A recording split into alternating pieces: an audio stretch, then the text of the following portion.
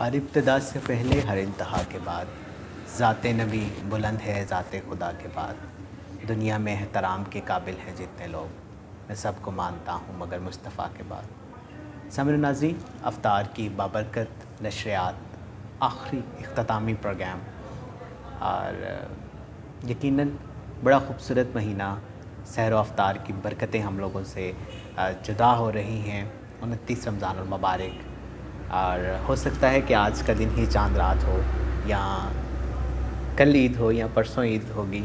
اللہ تعالیٰ آپ کی تمام عبادات، تمام نمازیں، تمام روزے قبول و منظور فرمائے، ہماری دعا ہے۔ سامعین و ناظرین، آج کی یہ نشریات آپ لوگوں تک پہنچ رہی ہیں آئیفل ڈیولپر کے تعاون سے، MB پراپرٹیز کے اور الاسر مال اپارٹمنٹس کے۔ یہ نشریات آپ دیکھ رہے ہیں 94 نیوز پر، اور ریڈیو آواز FM 107 کی فریکوینسی سے آپ یہ نشریات سن رہے ہیں۔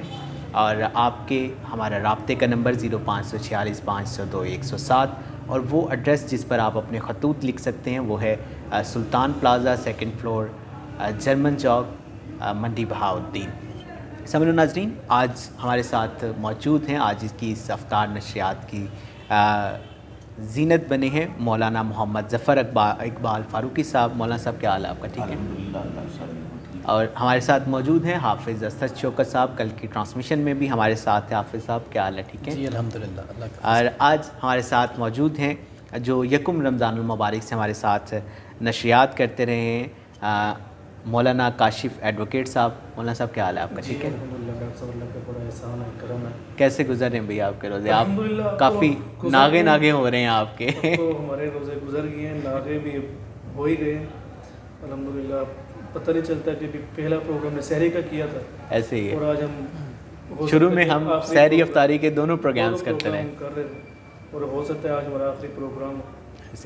بالکل۔ سامعین و ناظرین، آج کے انتہائی اہم موضوعات ہیں۔ میں گفتگو کو سمیٹتے ہوئے، اپنی گفتگو کو سمیٹتے ہوئے مولانا محمد ظفر اقبال فاروقی صاحب کی طرف جانا چاہوں گا۔ مولانا صاحب بتائیے گا، رمضان عبادات کی، مساجد کی رونقیں بحال رہی، بتائیے گا جو چاند رات، ہو سکتا ہے کہ آج کی رات ہی چاند رات ہو یا کل ہو، چاند رات کی فضیلت کے حوالے سے بتائیے گا کہ اس کی کیا فضیلت ہے، کیا اس کے فضائل ہیں، کیا رحمت ہے، کیا برکت ہے۔ اور عید کے دن بتائیے گا کہ عید کے دن جو ہمیں انعام ملتا ہے 30 روزے رکھنے کا، اس میں ہمیں کیسے اپنی عید کو بسر کرنا چاہیے، اس حوالے سے بتائیے گا ہمارے دیکھنے اور سننے والوں کو۔ جی جزاک اللہ ڈاکٹر صاحب، آپ نے بڑا خوبصورت سوال کیا ہے۔ تو میں عرض یہ کروں گا کہ اللہ تعالیٰ نے قرآن پاک کے اندر جہاں روزوں کی فرضیت کا ذکر کیا، یا ایھا الذین آمنوا کتب علیکم الصیام کما کتب علی الذین من قبلکم لعلکم تتقون، اے ایمان والو تم پر روزے فرض کر دیے گئے، اور اس طرح فرض ہوئے جس طرح تم سے پہلے لوگوں پر فرض تھے، لعلکم تتقون، ان کا مقصد کیا ہے کہ تم متقی بن جاؤ۔ اب بات اختتام تک پہنچی کہ رمضان شریف ہم نے کیسے گزارا، ہم نے روزے کیسے رکھے۔ اب مقصد یہ ہے کہ انسان جو ہے وہ متقی بن جائے، جو خدا چاہتا ہے۔ اور تقویٰ کس چیز کا نام ہے؟ تقویٰ اس چیز کا نام ہے کہ صرف اللہ تعالیٰ کی ہی عبادت نہیں، اللہ تعالیٰ کی بارگاہ کے اندر ہی صرف قیام نہیں، بلکہ اللہ تعالیٰ جن باتوں سے خوش ہوتا ہے وہ باتیں کرنے، اور جن سے ناراض ہوتا ہے ان کو چھوڑنے کا نام تقویٰ ہے۔ اگر ہم نے وہ چھوڑ دیں تو ہم متقی بن گئے، اور جب متقی بن گئے تو پھر اللہ تعالیٰ کے انعامات ہیں۔ اور انعامات کیا ہیں؟ قرآن پاک گواہ ہے۔ قرآن پاک کہتا ہے، اللہ پاک فرماتا ہے کہ تلک الجنت التی نورث من عبادنا من کان تقیا، میں نے جو جنت بنائی ہے وہ میں نے متقی لوگوں کے لیے بنائی ہے۔ بے شک، یعنی صاحب تقویٰ لوگ جو ہیں ان کو جو اللہ انعام دیتا ہے وہ جنت کی صورت کے اندر دیتا ہے۔ اور جنت کیا ہے؟ جنت اب اللہ تعالیٰ کا وہ خوبصورت انعام ہے کہ جس کی آرزو ہر ایمان والا کرتا ہے، بلکہ یہاں تک کہ نبی پاک صلی اللہ علیہ وسلم خود اپنی دعاؤں کے اندر جنت طلب کیا کرتے تھے۔ اس کے اندر کوئی شک نہیں ہے، دوسری رائے نہیں ہے کہ جنت کے حضور وارث ہیں۔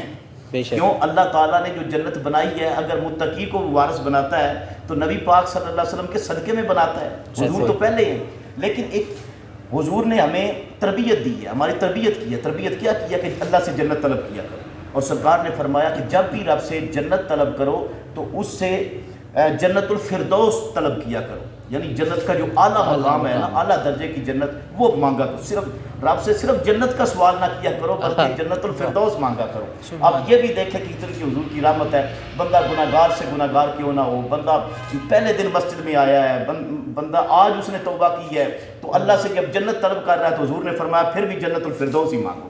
اس لیے کہ وہ رب جو ہے وہ اتنا غفور الرحیم ہے، وہ اتنا کرم والا رب ہے، اس کا جو کرم ہے وہ اتنا بے پایا ہے کہ جب اس سے مانگا جائے تو تھوڑا نہیں مانگنا چاہیے، اس سے زیادہ مانگنا چاہیے. وہ کریم، اتنا کریم ہے کہ آپ کسی بندے سے مانگیں، تھوڑا مانگیں تو وہ خوش ہوتا ہے، لیکن اللہ تعالیٰ جو ہے وہ تھوڑے پہ خوش نہیں ہوتا. وہ کہتا ہے دیکھ اللہ کی ایک شان ہے. میں بڑے مختصر، محمود غزنوی بڑا بادشاہ تھا پوری سلطنت کا. تو ایک مرتبہ ایک بندہ اس کے پاس آیا، تو بڑی دور سے اس نے کہا کہ میں فلاں علاقے کا سلطنت کے دوسرے حصے میں وہاں کا رہنے والا ہوں، میں آیا ہوں، مجھے رسائی دی جائے. بادشاہ تک رسائی ملی تو اس نے سوال کیا، کہنے لگا کہ میرا یہ سوال ہے. تو بادشاہ بڑا غصے ہو گیا. اس نے کہا بڑا عجیب بندہ ہے، تو مجھے جانتا نہیں ہے کہ میں اتنی بڑی پورے بر صغیر پر کا فرما روا ہوں، اور یہ جو تو نے سوال کیا ہے، تو نے مجھے دیکھا نہیں کہ میں اتنا بڑا بادشاہ ہوں اور یہ ایک حقیر سا سوال کر دیا. میرے کسی ملازم سے کرتا، پھر اتنا سفر کر کے آیا، وہاں کسی ملازم سے کرتا، تیری یہ تو حاجت وہاں بھی پوری ہو سکتی تھی، اور اب میرے پاس تو آیا، تم مجھے دیکھ کر سوال نہیں. اس نے کہا اچھا میں پھر سوال بدل لیتا ہوں اگر آپ ناراض ہوتے ہیں. اس نے کہا میری طرف دیکھ کے سوال کرنا. اس نے کہا اچھا پھر ایسے کرو، آپ اپنی جو سلطنت ہے نا، یہ بادشاہی، آدھی بادشاہی مجھے دے دو. اچھا بادشاہ پھر غصے ہو گیا. بادشاہ کہنے لگا عجیب بات. پھر اس کے چہرہ سرخ ہو گیا. بادشاہ اب کیوں غصے ہوئے؟ اس نے کہا پہلا تو نے سوال کیا، تو نے مجھے نہیں دیکھا، اور اب جو مانگا تو نے خود کو نہیں دیکھا کہ تیری کیا حیثیت ہے، تیری کیا اوقات ہے. اس نے کہا میں مانگنا نہیں چاہتا تھا، میں تجھے بتانا یہ چاہتا تھا، ایک زمین پر تو بادشاہ ہے، ایک میرا اللہ ہے جو بادشاہوں کا بادشاہ ہے. قل اللہم مالک الملک تؤتی الملک من تشاء وتعز من تشاء وتذل من تشاء. جو بادشاہیوں کا مالک ہے، اور اس کی شان یہ ہے کہ اس سے اگر کوئی بندہ تھوڑا مانگے، اپنے گھر کے اندر جو آٹا ہے اس کے اندر جو نمک ڈالا جاتا ہے اس نمک کا وہ سوال کرے، اللہ کبھی ناراض نہیں ہوتا. وہ اس کی چھوٹی چھوٹی آرزویں بھی سنتا ہے. بندہ اپنی چھوٹی چھوٹی آرزویں اللہ کی بارگاہ میں پیش کرے تو اللہ تعالیٰ اس پہ بھی خوش ہوتا ہے. اگر کوئی بڑا سوال کرے، فقیر ہے، پھٹے پرانے کپڑے ہیں، وہ اللہ تعالیٰ سے 7 سمندروں کی بادشاہی کا بھی سوال کرے تو اللہ تعالیٰ یہ نہیں کہتا تو اپنی اوقات تو دیکھ، نہیں، اللہ پھر بھی خوش ہوتا ہے. تو یہ اللہ تعالیٰ کی بارگاہ ہے. تو اس لیے اللہ تعالیٰ نے یہ جو جب انسان کو انعام دیتا ہے تو پھر ہمیں ان راتوں کے اندر اللہ تعالیٰ سے انعام مانگنا چاہیے.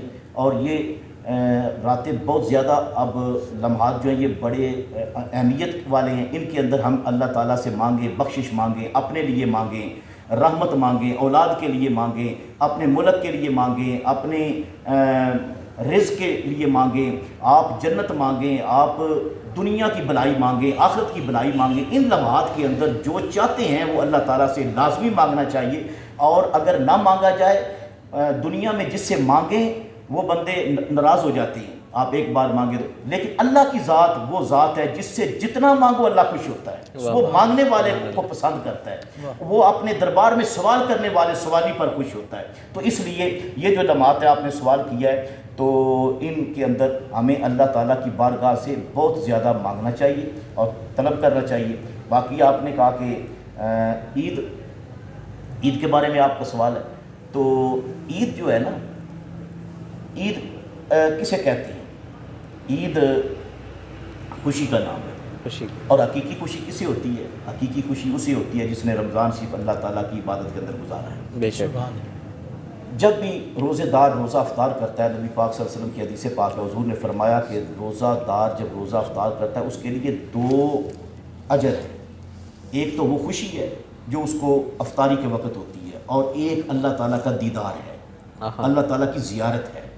اور یہ زیارت کب ہے؟ اس پر کہا گیا کہ جو روزہ، ویسے تو اللہ تعالیٰ کی زیارت قیامت والے دن تو سب بھی کریں گے کہ قیامت والے دن زیارت ہوگی، روزہ دار نہیں.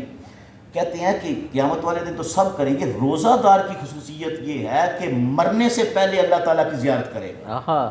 مرتے وقت اسے اللہ پاک کی اللہ تعالیٰ اپنے جلوے دکھائے گا. وہ اب زیارت کیسے کراتا ہے یہ اس کی شان ہے. بے شک. ٹھیک ہے. اور لیکن وہ جس طرح شہید کے بارے میں ہے کہ شہید جو ہے اس کا جب قطرہ زمین پر گرتا ہے خون کا وہ اللہ کا دیدار کر لیتا ہے، بالکل اسی طرح روزہ دار جو ہے یہ اس کو یہ ایک اجر ملتا ہے کہ مرنے سے پہلے اللہ کی زیارت اس کو ہوتی ہے، اور دوسرا خوشی ہوتی ہے جب افطاری کرتا ہے۔ جب روزہ دار روزہ رکھ کے دن کو شام کے وقت سامنے پانی پڑا ہوتا ہے، چیزیں پڑی ہوتی ہیں، اور وہ پانی پی کر کتنی راحت محسوس کرتا ہے، کتنی خوشی محسوس کہ میں امتحان میں کامیاب ہو گیا۔ اچھا آپ 30 دنوں کو گن کے لائیں، 29 دنوں کو گن کے لائیں تو عید آ جاتی ہے، اس دن کتنی خوشی ہوگی اس بندے کے دل کے اندر، اس بندے کے چہرے پر کتنی خوشی ہے یہاں ہوگی کہ میں 30 دن میں نے اللہ کی اطاعت کے اندر اس طرح گزارے ہیں۔ تو یقیناً حقیقی خوشی آپ جو روزہ دار جنہوں نے روزے نہیں رکھے آپ ان کے چہرے بھی دیکھ لینا، اور جنہوں نے رکھے ہیں آپ ان کو بھی دیکھ لینا، ایک ایسا روحانی نور ان کے چہروں پر قدرتی طور پر آ جاتا ہے، اور یہ کس بات کی علامت ہوتی ہے کہ وہ اللہ کی بارگاہ کے اندر سرخرو ہوئے ہیں، خوش ہوئے ہیں۔ تو ایک دوسری بات یہ ہے کہ جو یہ ہے کہ نبی پاک صلی اللہ علیہ وسلم نے جہاں عبادات کا اس کے اندر ذکر فرمایا، یہ بھی فرمایا کہ یہ رحمت کا مہینہ ہے، برکت کا مہینہ ہے، شہر المواسات، یہ آپس میں ہمدردی ہمگساری کا مہینہ ہے۔ تو عید کے اندر جو ہے جس طرح رمضان شریف کے اندر آپ دیکھتے ہیں کہ کسی یہ بندہ اس کو میں روزہ افطار کرا دوں، اہتمام کے ساتھ دوستوں کو بلاتے ہیں اور اپنے ملازموں پر جو ہے وہ پہلے سے زیادہ نرمی کر دیتے ہیں، شفقت کر دیتے ہیں، جہاں 8 گھنٹے کام لینا وہ 6 گھنٹے ڈیوٹی کر دیتے ہیں۔ بالکل اسی طرح جو عید ہے، عید کے اندر تو اس کا آخری امتحان ہوتا ہے کہ ہم اپنی خوشیوں کے اندر بھی ان لوگوں کو پھر شامل کریں، اور اکیلی خوشی کرنا اور ہوتا ہے جب آپ کا پورا معاشرہ خوش ہوتا ہے، گلی محلے والے خوش ہوتے ہیں، شہر کے لوگ خوش ہوتے ہیں، ملک کے لوگ خوش ہوتے ہیں، ہر کوئی سکون کے اندر ہوتا ہے۔ حقیقی خوشی جو ہے وہ اسی وقت ہوتی ہے۔ اس لیے یہ جو عید ہے اس کو عید الفطر کہتے ہیں، یعنی فطرانے والی عید۔ اس کے اندر فطرانہ ہے، اور فطرانہ کیا ہے میں مختصر الفاظ میں کہہ دوں۔ فطرانہ کیا ہے؟ نبی پاک صلی اللہ علیہ وسلم نے فرمایا کہ جو عبادت کی جاتی ہے، جو روزہ رکھا جاتا ہے، بعض مرتبہ اس کے اندر ہم بشری کمزوریاں ہوتی ہیں، کچھ چیزیں جو ہوتی ہیں وہ اس کے مخالف ہم سے دانستہ یا نادرستہ ہو جاتی ہیں، تو حضور نے فرمایا کہ ان کا جو صدقہ ہوتا ہے نا اس کو فطرانہ کہتے ہیں۔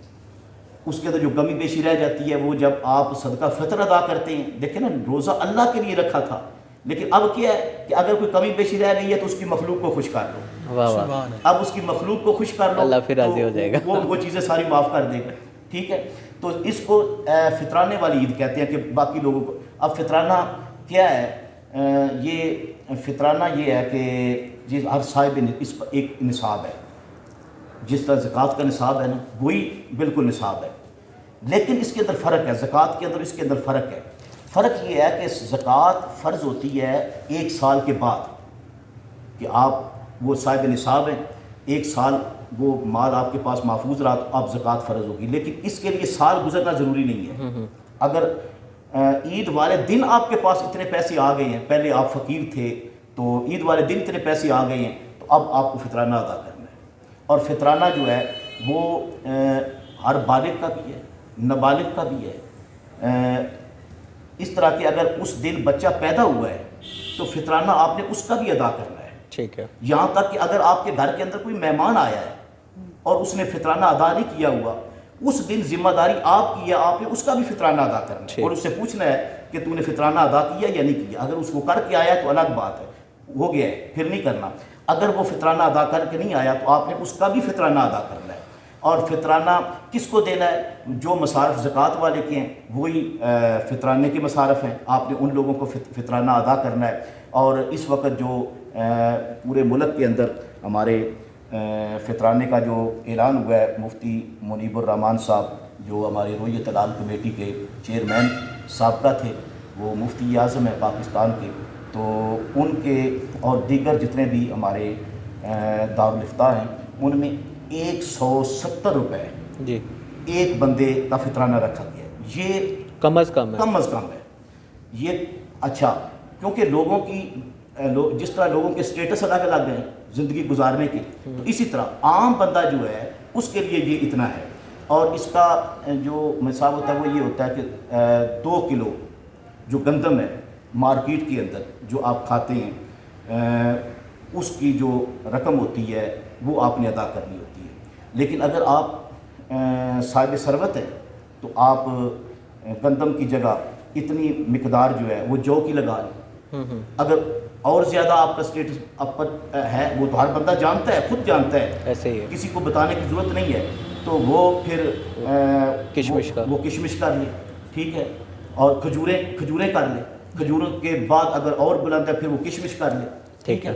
تو اس طرح بندہ جو ہے نا وہ خود دیکھے کہ میں اپنے اللہ کی بارگاہ کے اندر کس طرح اپنا یہ فریضہ ادا کر کے اور اللہ کو بھی راضی کروں, اللہ کی مخلوق کو بھی راضی کروں. تو یہ بہت لازمی ہے. حضور نے تنبیہ فرمائی, حضور نے فرمایا وہ بندہ ہماری عیدگاہ کے قریب نہ آئے, وہ بندہ ہماری عیدگاہ کے, بے شک اس نے روزے رکھے ہیں عیدگاہ کے, جس نے فطرانہ ادا نہیں کیا وہ فطرانہ ادا کر دیا ہے. اور اس کے لیے ضروری نہیں کہ عید والے دن ہی ادا کرے, اس کو پہلے بھی ادا کر دینا. جب رمضان شریف آتا ہے اس وقت سے اس مہینے کے اندر جب بھی ادا کرے ہو جائے گا. ٹھیک ہے. تو اس لیے یہ جو فریضہ ہے اس کو جتنا جلدی ممکن ہو یہ ادا کرنا. ٹھیک ہے, بالکل. سامعین و ناظرین, اگر آپ نے صدقہ فطر ادا نہیں کیا تو اسے لازم ادا کریں.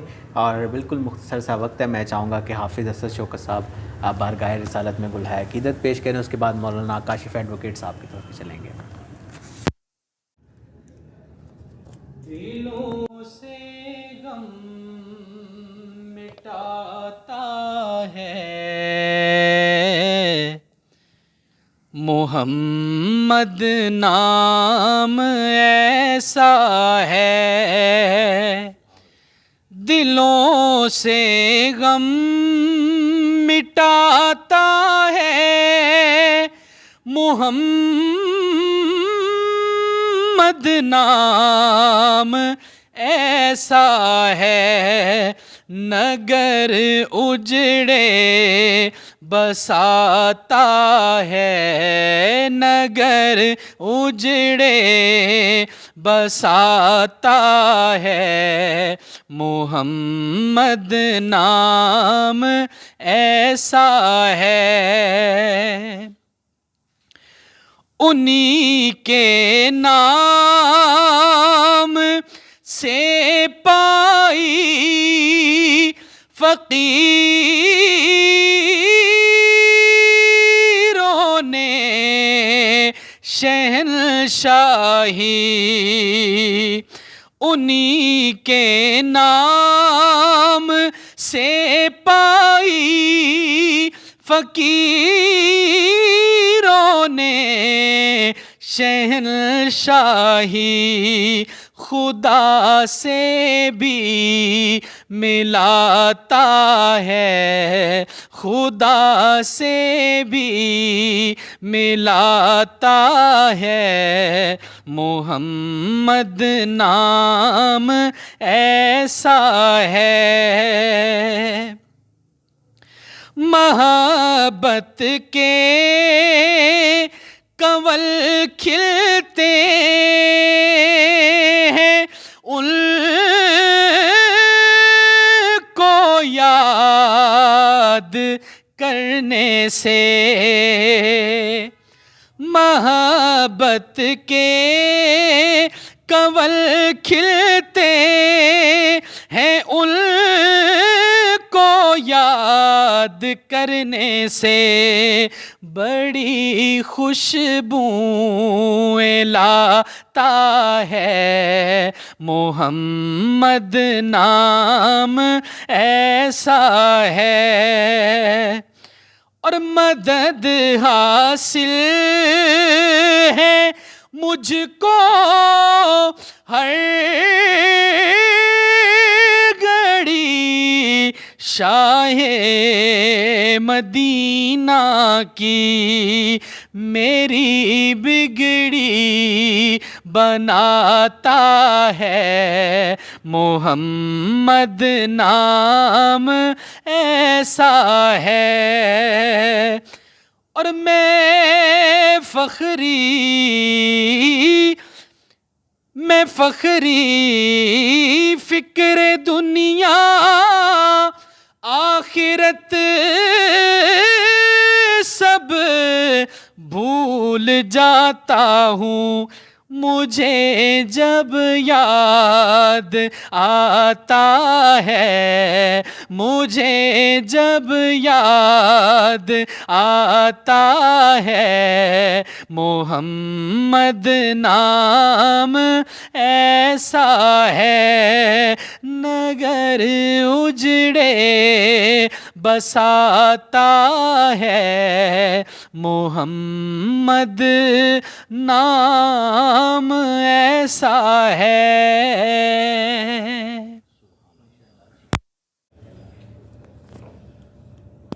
نام مصطفیٰ ہے جب سے زبان پر، نام مصطفیٰ ہے جب سے زبان پر، رحمت برس رہی ہے میرے خاندان پر۔ سامعین و ناظرین، انتہائی خوبصورت نعت پیش کر رہے تھے حافظ اسد شوکت صاحب، ہمارے ساتھ موجود ہیں مولانا کاشف ایڈوکیٹ صاحب، ان کی جانب جانا چاہوں گا۔ انہیں سب بتائیے گا عید کے حوالے سے، عید کی نماز کے حوالے سے اس کا کچھ تذکرہ جو ہے وہ بیان کیجیے گا۔ بسم اللہ الرحمن الرحیم۔ ڈاکٹر صاحب، عید کی نماز کے حوالے سے یہ سوال بڑا اہم ہے، کیونکہ عید کی نماز ہمارے پاس ایک سال کے بعد آتی ہے، اور اکثر لوگ نماز پڑھنے کے حوالے سے نماز کا طریقہ بھی بھول جاتے ہیں، اور ایسا دیکھنے میں بھی آیا، آپ نے بھی دیکھا ہوگا کہ جہاں پہ کہیں پہ ریکارڈنگز ہو رہی ہوتی ہیں تو جب امام صاحب اللہ اکبر دوسری مرتبہ کہتے ہیں تو لوگ ادھر ادھر دیکھتے ہیں کہ اب ہاتھ اٹھانے کے سیدھا اپنے رکوع میں جانا ہے۔ ایسے ہی ہے، تو اس چیز کا طریقہ ہمیں سمجھ لینا چاہیے، اور یہ طریقے جب نماز ہوتی ہے اس ٹائم بھی سمجھائے جاتے ہیں، لیکن اس کے باوجود بھی کچھ لوگ تاخیر سے پہنچتے ہیں تو طریقہ نہیں یاد ہوتا۔ اس میں یہ ہے کہ جب نیت باندھ لی جائے تو ثنا پڑھنے کے بعد 3 تکبیریں زائد ہوتی ہیں۔ اس میں طریقہ کار یہ ہے کہ جب امام صاحب کے اللہ اکبر تو دونوں ہاتھ اپنے کانوں تک اٹھا کر آپ نے نیچے چھوڑ دینے، آپ نے اس ٹائم ہاتھ باندھنے نہیں ہے۔ پہلی تکبیر کے بعد بھی ہاتھ کھلے چھوڑ دینے، دوسری تکبیر کے بعد بھی آپ نے ہاتھ کھلے چھوڑ دینے، اور تیسری تکبیر کے بعد ہاتھ باندھ دینے، اور امام سے سورۃ فاتحہ پڑھیں گے، ساتھ سورت پڑھیں گے، اور رکعت مکمل ہوگی۔ دوسری رکعت کے لیے جب کھڑے ہوں گے وہ سورۃ فاتحہ پڑھیں گے، اس کے بعد اپنی اگلی سورت ملائیں گے، پھر رکوع میں جانے سے پہلے 3 تکبیرات ہوں گی، پھر اس وقت بھی پہلی تکبیر کے بعد دونوں ہاتھ اپنے کانوں تک اٹھائیں گے اور چھوڑ دیں گے، پھر دوسری تکبیر کے بعد بھی دونوں ہاتھ کانوں تک اٹھائیں گے، چھوڑ دیں گے، پھر تیسری تکبیر کے بعد بھی دونوں ہاتھ اپنے کانوں تک اٹھائیں گے، چھوڑ دیں گے، اور پھر جب امام صاحب چوتھی مرتبہ اللہ اکبر کہیں گے تو ہم رکوع میں جائیں گے، تو اس طرح اپنی نماز کو مکمل کر لیں گے۔ ٹھیک ہے، بالکل۔ سامعین و ناظرین، مولانا کاشف ایڈوکیٹ صاحب نے عید کی نماز کا طریقہ بھی آپ لوگوں کو بتا دیا ہے۔ اللہ تعالیٰ جو ہے وہ آپ کو عید کی رحمتیں برکتیں سمیٹنے کی توفیق عطا فرمائیں، خوش رہیں، خوشیاں بانٹیں۔ رمضان کی بابرکت نشریات کا اختتام ہوا ایسا آتا ہے جس میں محاسن نعت جیسے خوبصورت پروگرام آپ لوگوں نے دیکھے، سنے، قوالی کا اہتمام کیا گیا، نعتیہ مشاعرے کا اہتمام کیا گیا۔ اس کے علاوہ رمضان کی سحری کے پروگرام ڈاکٹر غلام عباس صاحب کرتے رہے، افطاری کی نشریات ہم لوگ کرتے رہے، مولانا کاشف ایڈوکیٹ صاحب، علامہ محمد عدنان صاحب مسلسل نشریات کا حصہ رہے۔ اس کے علاوہ مختلف نعت خوان منڈی بہاؤالدین کے شفقت فرماتے رہے۔ اللہ تعالیٰ ان تمام لوگوں کو خوش آباد رکھے جنہوں نے یہ محفل، یہ جہان جو ہے رحمت کا سجائی رکھا اور ہمارے ساتھ حصہ رہے۔ انشاءاللہ بشرط زندگی اگلے رمضان میں رمضان نشریات کے ساتھ آپ لوگوں سے پھر ملاقات ہوگی۔ تب تک کے لیے مجھے اور میرے مہمانوں کو علامہ ظفر اقبال فاروقی صاحب کو، حافظ اسد شوکت صاحب کو، مولانا کاشف ایڈوکیٹ صاحب کو اجازت دیجیے۔ آپ کو عید کی خوشیاں بہت بہت مبارک ہو، اپنا خیال رکھیے گا۔ اللہ حافظ۔